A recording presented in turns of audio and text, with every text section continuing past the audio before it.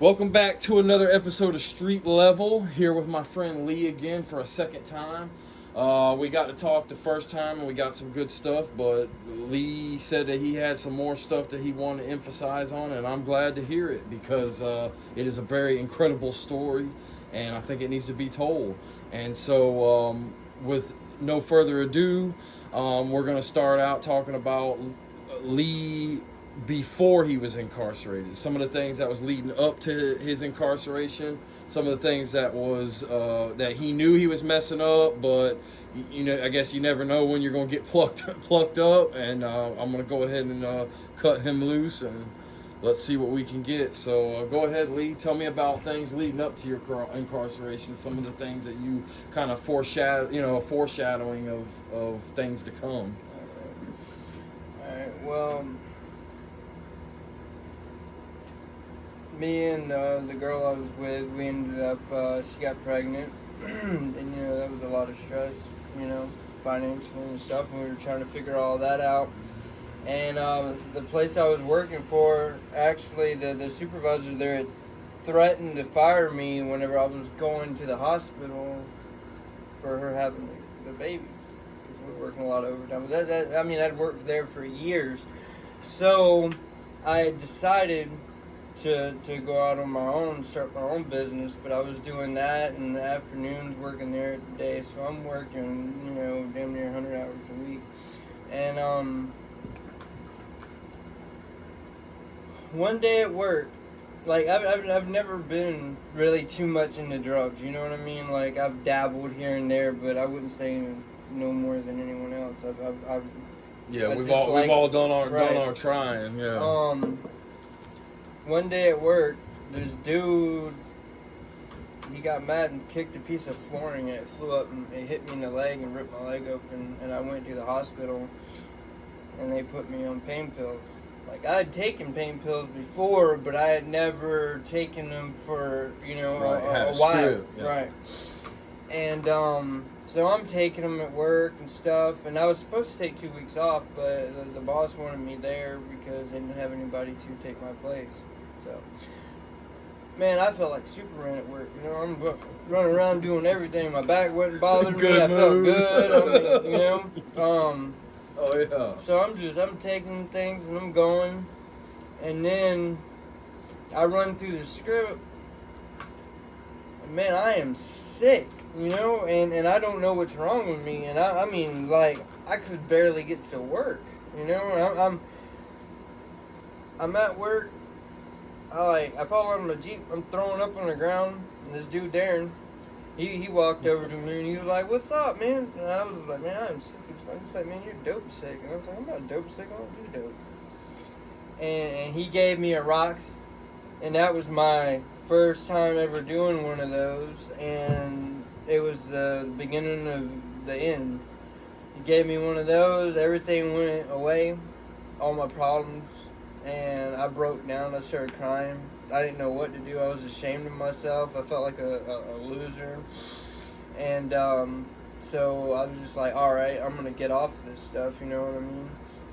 And so, but see, I was taking like 5 Percocets at a time. With those, I was only taking 1, but for some reason it didn't click that it was just a more potent pill. So in my head, I'm like, oh, I'm doing better because I'm only taking 1. Yeah, I'm knocking it back. So, but those are very highly addictive, and I did not understand. It was a pandemic, just them things. What I was getting myself into. And then I started taking those, and then they started disappearing. Well, a dude named David at work, he gave me some heroin one day, and I got mad as fuck, man. I said, only homeless people and rock stars do heroin, and I ain't neither one of those, man. But I don't remember where we were at, but I couldn't get rid of it, so I threw it in the center console of my truck, and I forgot about it. Well, it was Thanksgiving Day, and we were supposed to go to my daughter's mother's family. Down south. Right, and I was sick, so and then I remembered that being out there, And I was scared where I went out there and I just did a little tiny bit and it was, better. But again, That's Big Daddy. That's it's the big, right, yeah, that's right, the big deal. right. And then, so I was like, all right, so I'll be able to wean myself up, man. And it turned my whole life upside down. So there's a lot. Using drugs, there's a lot of, people have fun using drugs, but they don't understand what they're playing with, man. You know what I mean? Because once like them opiates, it's a whole nother ball game. You know what I mean? Once it grabs a hold of you, you always think that you can handle it. And you're like, oh, I can put this down at any time, and then you can't. Sometimes you can. Yeah. Sometimes it's like, all right, the next one. All right, the next one. And another problem, bro, is. Because I could say this because I did it, you know what I mean? A lot of people that are taking pills look at themselves as they're in a different category as the people that's using heroin. Like, I would look at these junkies and be like, man, I'm better than that, man. I got a job, I got a shop, I got all these cars, I got this and that and the other. And they're sitting there and they ain't got nothing. But you just ain't got there yet, you know what I mean? And then pretty soon... it's all fine and dandy until you run out of money, and then you start dabbling in this. I ran my business into the ground. I sold all my trucks and this and that, and ended up in prison.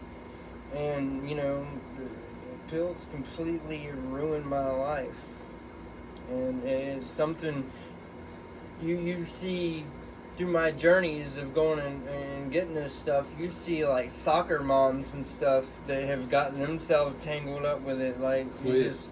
Once it grabs you, it's like you can't even function, bro. Like, you can't go up to work. You can't do anything. You got to do that before you can even leave the house.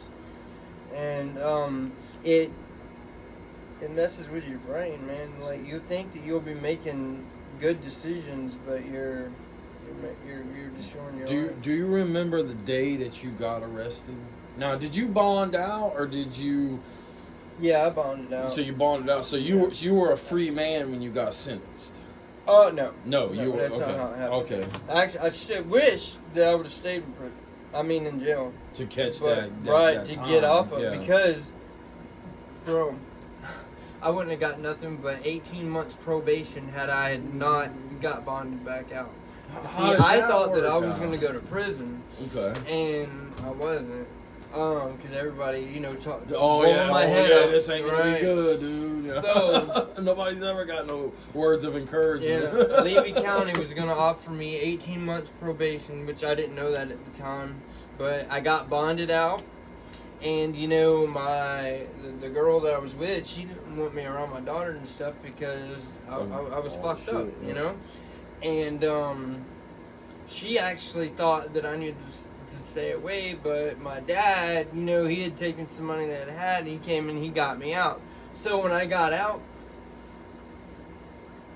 my mom told me to go stay with him, but as you know, that's nothing good. He had me sleep. He gave me a dog's mattress to lay on, a dog mat to lay on, and I that's supposed to be that's supposed to be your dad. Right. That's supposed to be the dude that's supposed to look out for you. Exactly. So I couldn't live dog. like that, and so I chose to just go be homeless, pretty much. And man, it fell apart. So I didn't go to my court date. So they put a warrant out for my arrest. I had tried to go see my daughter at the house, but the neighbor seen me going over there, and she called the police.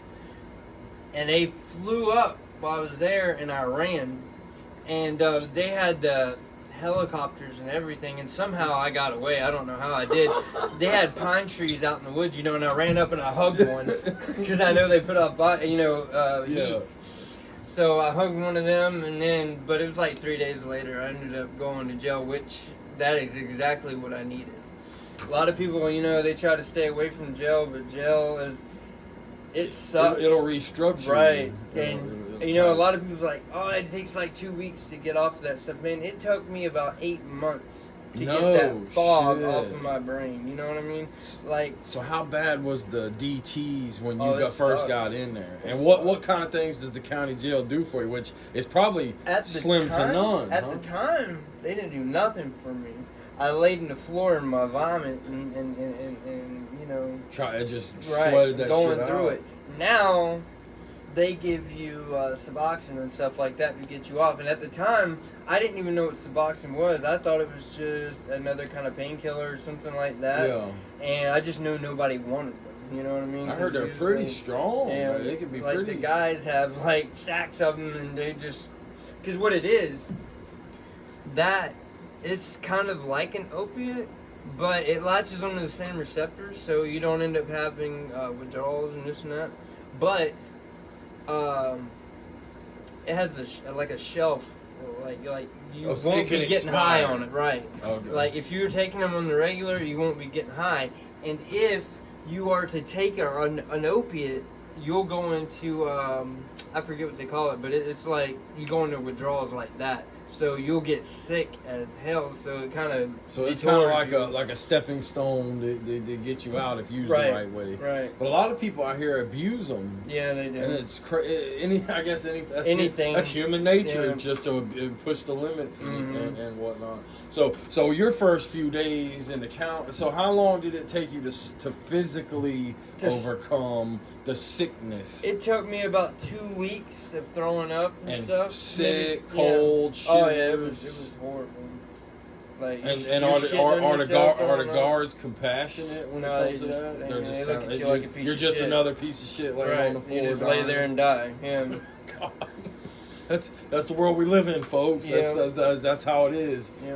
Nobody cares. And you know, bro, I mean, like, it sucks, and like, you want to say that to them, but I did the same thing. Like, I would see people that were addicted, and I'm like, look at this fucking Look at this over loser. here. Yeah. This dude over here talking to people on his shoulders and shit. Yeah. And then, you know, but dancing around, but he's no different, man. right.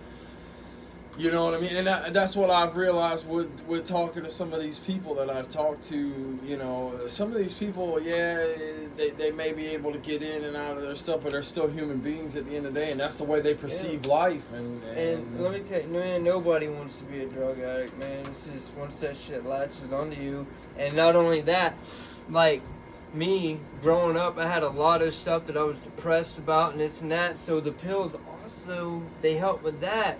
I didn't have all my insecurities and things like that. You know what I mean? Here's a story at work. One day,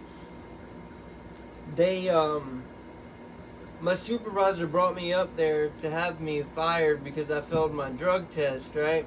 But I failed my drug test at the hospital whenever I got cut. See, they gave me the drug test after they gave me my first initial pill, and so I failed it. So he brought me up there to have me fired because I failed that. I walked out of there with a $3 an hour raise. You know what I mean? Because I was just, I was feeling myself, you know what I mean? And you worked it out where you used it to your advantage. Right. Hey, when you're singing, I knew there was a dude that worked there. I remember back in the day, Shadow used to jump off, dude. Barry, he used to be smiling so big, your cheeks look like they hurt, dude. You smiling so hard. He'd be, you know what was up.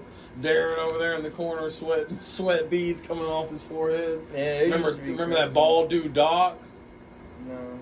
He ended up he's doing good now. Yeah. Like he ended up getting him a woman, having a couple of kids, and settling his ass down. He was to the point where he was doing. I think you had left and was doing your own thing when this dude was there, and he was fucking up too, man. He was throwing up on himself, shaking at work, broke as hell. You know, his paycheck he was getting this week was paying for the dope he got last week. Yeah. You know what I mean? Yeah. And that's the thing. Nobody wants to go through that shit.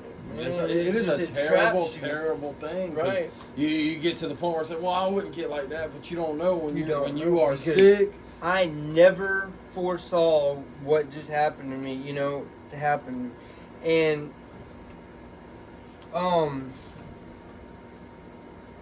damn, I lost track of what I was fixing to say. We let's go ahead and taper this one off, and we'll start another. We're gonna go ahead and shut this segment down, and then we're gonna kick another segment back up. I want to talk about some of the experiences that you had in prison, some of the feelings that you had, and some of the things on this next video. So we'll go ahead and cash this one out and start another one.